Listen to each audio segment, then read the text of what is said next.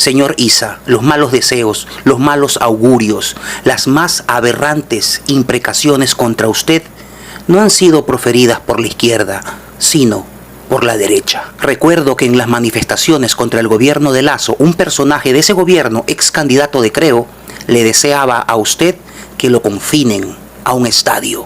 Sí, como en Chile, como a Víctor Jara en los 70. Un hijo de puta hediondo a pedo de borracho. El terrorista Issa.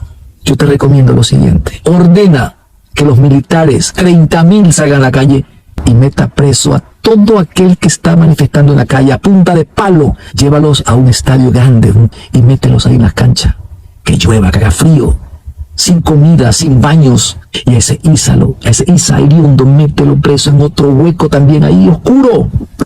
Que siga apestando en ese hueco. Es hora de hacer historia, Guillermo Lasso. Un candidato de Noboa para esas fechas también pidió que contra usted se aplique todo el rigor de la ley e incluso las... Señor Issa, su show se terminó. Y a la Policía Nacional, a las Fuerzas Armadas y al presidente, utilicen toda la fuerza de la ley. Si tienen que actuar con armas, actúen con armas.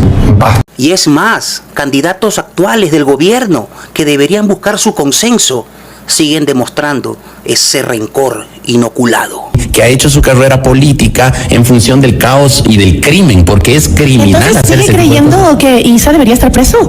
Pero por supuesto. Señor Issa, yo sé que usted tuvo, tiene y tendrá pugnas con la izquierda, pero se puede llegar a un consenso. En cambio, con la derecha hay una distancia irreconciliable. Señor Issa, lo van a querer comprar, como ya lo ha hecho el gobierno con periodistas, con estrategas políticos, con abogados, con influencers, con encuestadoras. Ya el gobierno incluso compró al ex candidato Jimmy Jairala, con programa y línea editorial incluida. Hoy más que nunca pido que piense en el pueblo, que actúe por convicción y que cierre bocas, especialmente la de aquellos que lo asusaron y lo torearon para que se lance de candidato, sin imaginar el poder que usted en este momento iba a tener. Oye, Issa, provocaste un perjuicio de más de $2.000 millones en 2 estallidos de insurrección, de violencia criminal. Ya nos tienes hasta la coronilla. Lánzate de candidato para ver cuántos ecuatorianos creen en tu mensaje. Lánzate.